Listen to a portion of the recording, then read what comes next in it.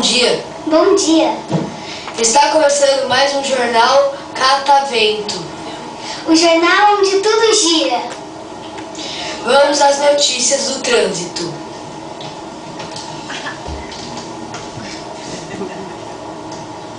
Para os motoristas que utilizam a Avenida 23 de Maio, o trânsito está complicado. O melhor caminho é pegar a Avenida Paulista.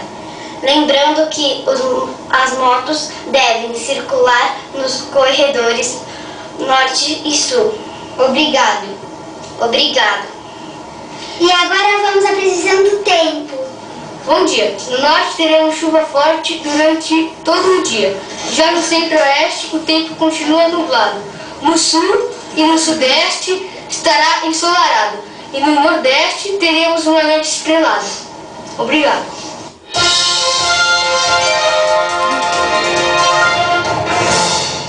Um fenômeno sem explicação vem ocorrendo neste momento na cidade de São Paulo. As pessoas simplesmente começaram a voar.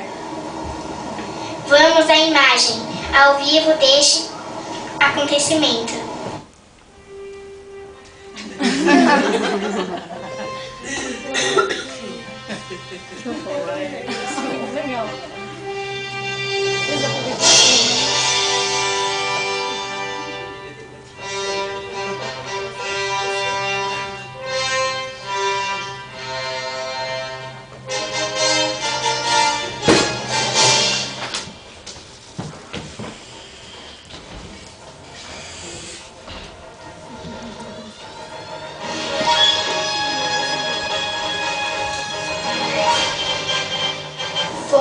Esse jornal foi Catavento. Obrigada.